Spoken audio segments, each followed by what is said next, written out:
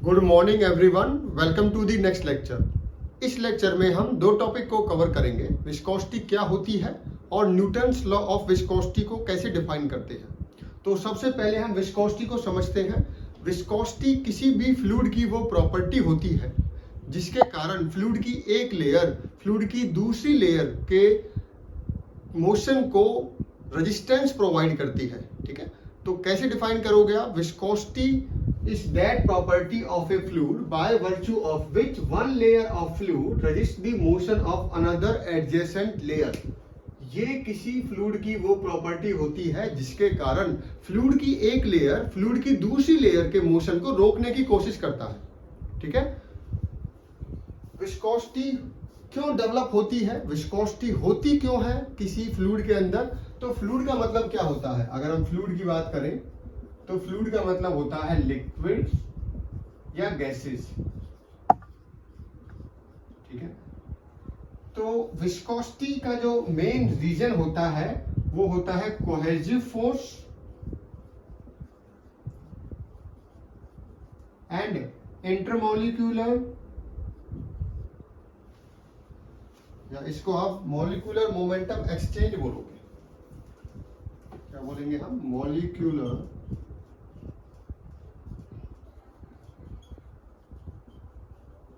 Momentum exchange. देखिए, viscosity क्यों develop होती है फ्लूइड के अंदर, क्यों होती है?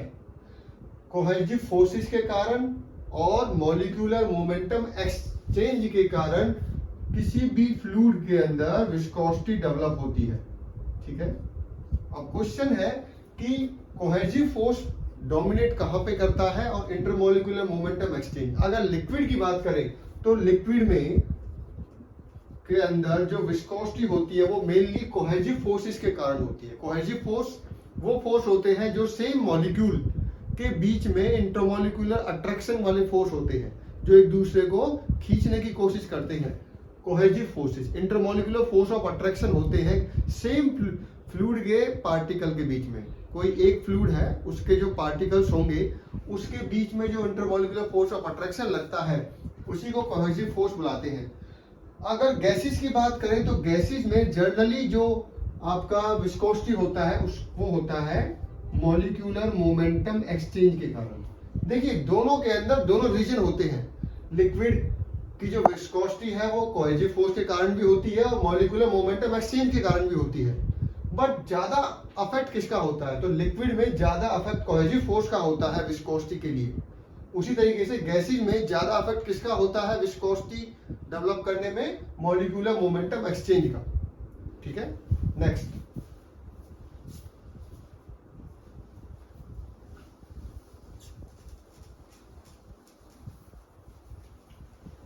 अब हमें देखना है कि न्यूटन्स लॉ ऑफ विस्कोसिटी क्या होती है। उसके लिए हम एक छोटा सा एक्सपेरिमेंट करेंगे और उसकी ऑब्जर्वेशंस लेंगे।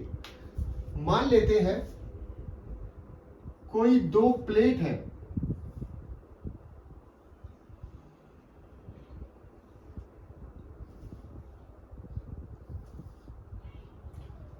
ये दो प्लेट है, इन दोनों के बीच में फ्लूइड पार्टिकल्स है। ठीक है, ये प्लेट आपकी फिक्स है और ये प्लेट आपकी मूवेबल है। क्या है? मूवेबल। दोनों के बीच में क्या है? फ्लूइड पार्टिकल्स है।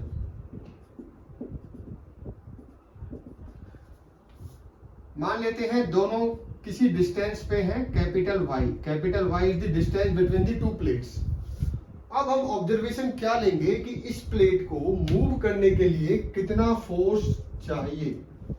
वो फोर्स किस किस चीज पे डिपेंड करेगा, कितना फोर्स चाहिए इस प्लेट को मूव करने के लिए। ठीक है, वही हम ऑब्जर्वेशन लेंगे और उसी के बाद न्यूटन्स लॉ ऑफ विस्कोसिटी को डिफाइन करेंगे। तो देखिए, अभी हम फ्लूइड पार्टिकल्स को बीच में से हटा देते हैं। तो हम एक ट्रायंगल फॉर्म करते हैं।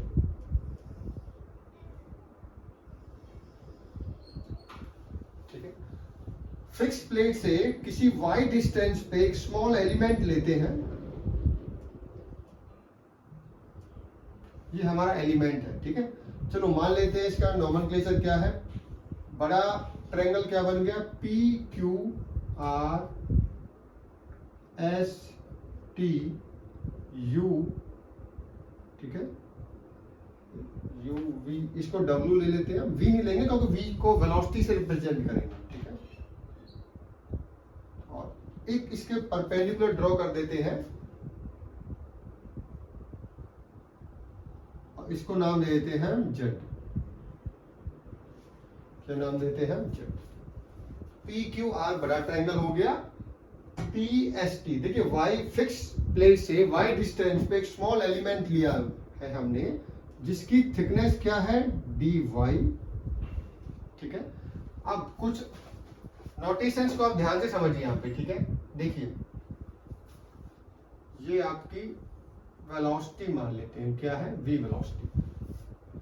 वी क्या है? Velocity of the plate, velocity of plate. देखिए दो प्लेट है, एक मूव कर सकती है, एक फिक्स है। तो जो मूव कर सकती है उस प्लेट की वेलोसिटी हम वी मान लेते हैं कि वो वी वेलोसिटी से मूव कर रही है। कब कर रही है? जब उस पर फोर्स लगा रहे हैं, ठीक है। जब उस पर हम फोर्स लगा रहे हैं तब वो मूव कर रही है, ठीक है। नेक्स्ट, डिस्टेंस क्या लिया हमने प्लेट के बीच में?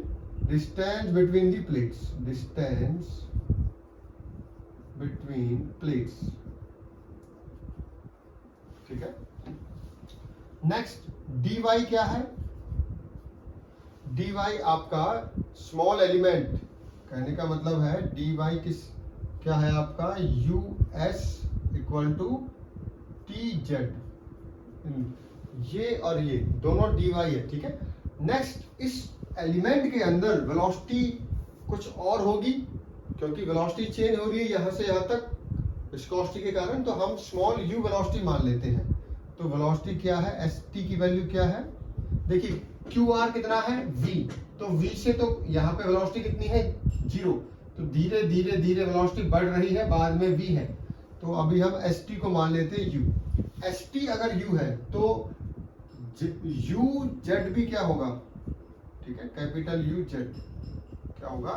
यू जेड भी होगा यू वेलोसिटी, ठीक है। स्मॉल यू है velocity of the element. Element जो स्मॉल एलिमेंट हमने लिया है उसकी वेलोसिटी है यू।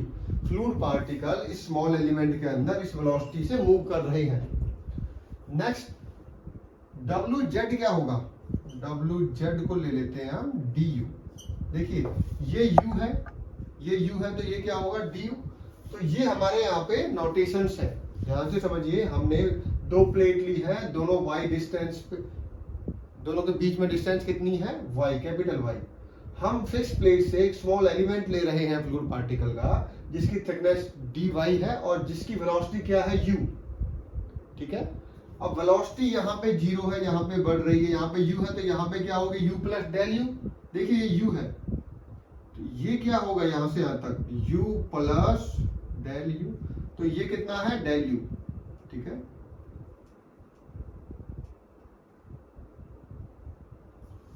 नेक्स्ट, अजम्पशंस एक और ध्यान रखिए आप। एक मेन अजम्पशन हमारी है जो, अच्छा एक एरिया रहेगा यहाँ पे। ए क्या है?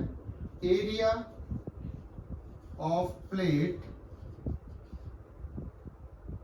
which is in contact with fluid, which is in contact with fluid। देखिए दो प्लेट है, मान लेते हैं कि ये दो, एक प्लेट ये है, ये मेरा हाथ है, ये प्लेट मान लीजिए आप इसको, एक ये नीचे वाला हाथ है, ये भी प्लेट है। दो प्लेट है, दोनों के बीच में फ्लूइड पार्टिकल्स है। एरिया कौन सा लेना है? जो कांटेक्ट में आ रहा है फ्लूइड पार्टिकल के, ठीक है। तो ऊपर वाला तो नहीं आएगा, ये तो लेंगे हम, नीचे वाला। प्लेट का वो एरिया है कैपिटल ए जो फ्लूइड के कांटेक्ट में आ रहा है, ठीक है। तो ये हमारे नोटेशंस आपको समझ में आ गई होंगी। अब हम क्या करेंगे, यहां से स्टार्ट करते हैं। देखिए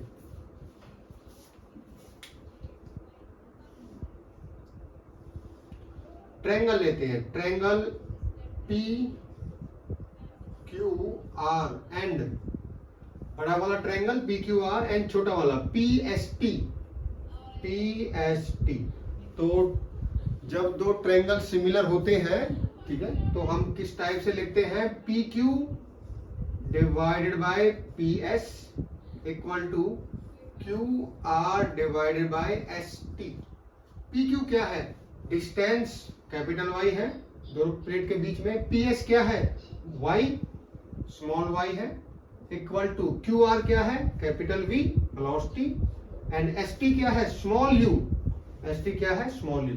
तो यहां से यू को निकाल लीजिए आप, यू क्या है, velocity profile, v into Y divided by capital Y, इसको बुलाते हैं वेलोसिटी प्रोफाइल। क्या निकल गया हमारा, वेलोसिटी प्रोफाइल। ठीक है, तो ये इसको इक्वेशन नंबर आप ए मान लीजिए, कुछ भी मान लीजिए। ठीक है, यहां तक नोट कीजिए, कोई प्रॉब्लम है तो कमेंट बॉक्स में टाइप कर दीजिए। ठीक है, अब नेक्स्ट देखते हैं।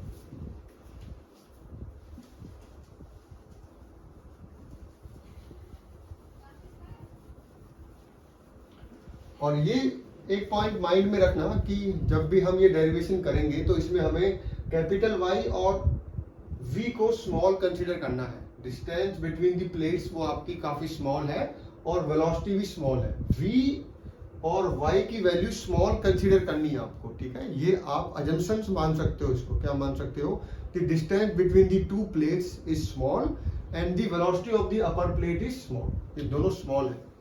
ठीक है, अब ऑब्जर्वेशन पे आते हैं। किस पे आते हैं, ऑब्जर्वेशंस।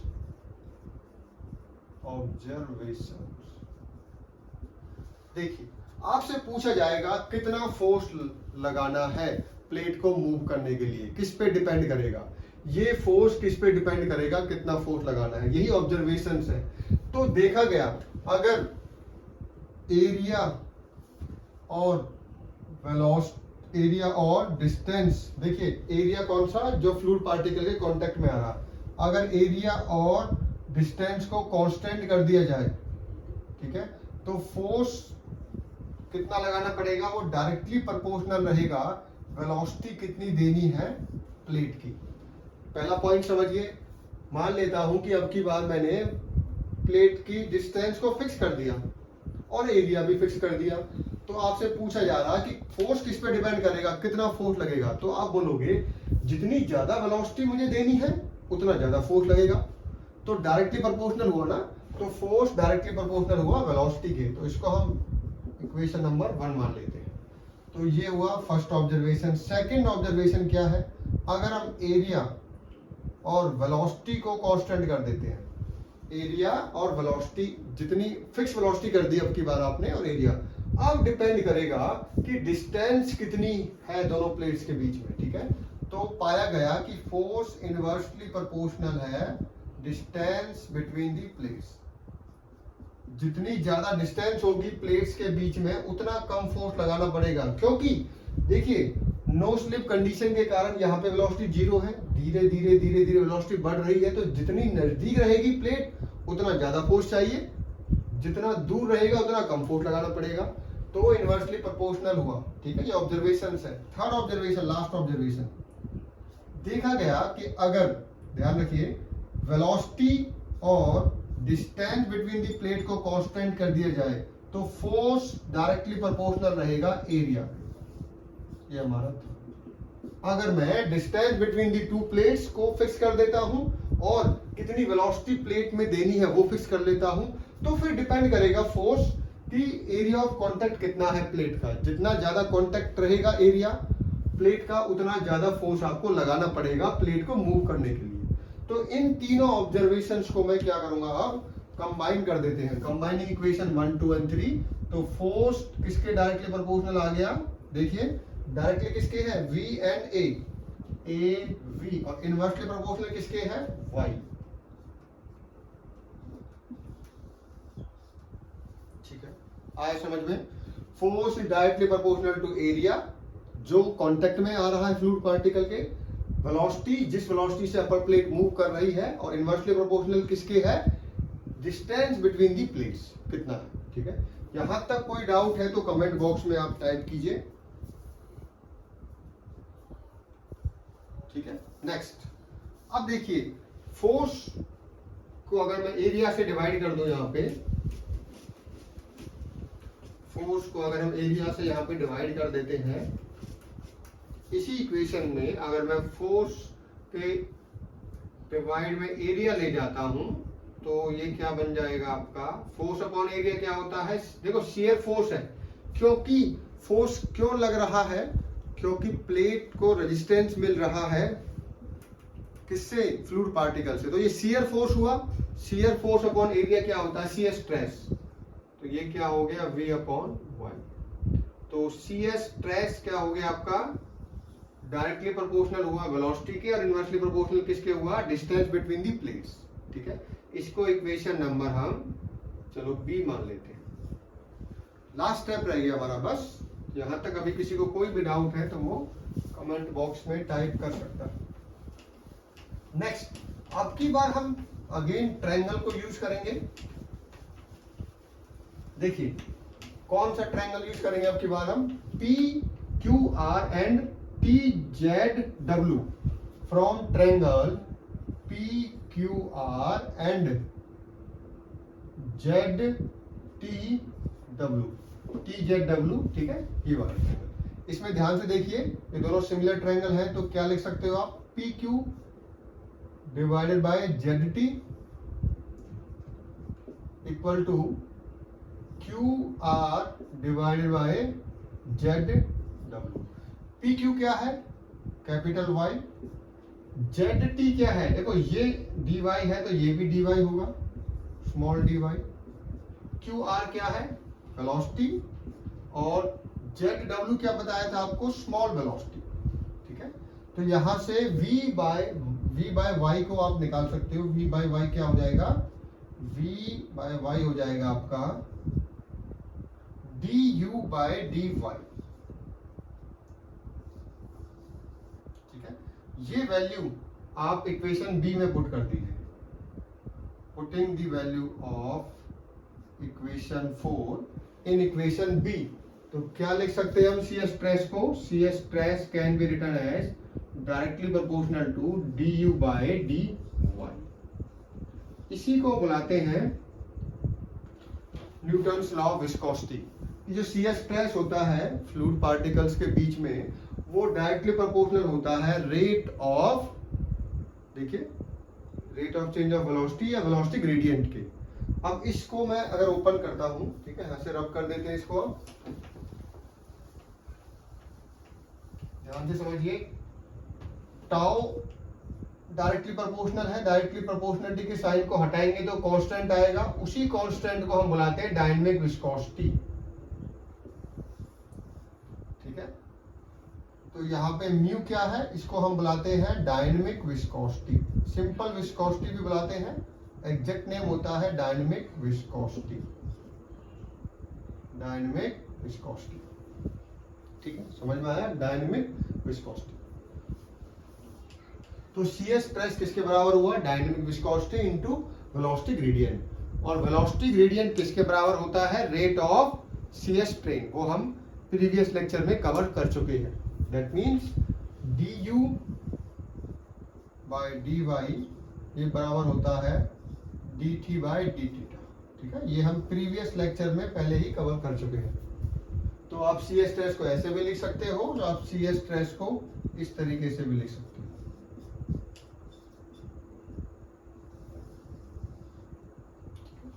तो इसी को बुलाते हैं न्यूटन्स लॉ ऑफ विस्कोसिटी, जहां पे हमें सी स्ट्रेस किसके बराबर होता है, जब भी कोई फ्लूइड पार्टिकल्स मोशन में होते हैं तो दो फ्लूइड पार्टिकल के बीच में कितना, फ्लूइड लेयर्स के बीच में कितना सी स्ट्रेस लग रहा है, वो पता लगता है हमें न्यूटन्स लॉ ऑफ विस्कोसिटी से।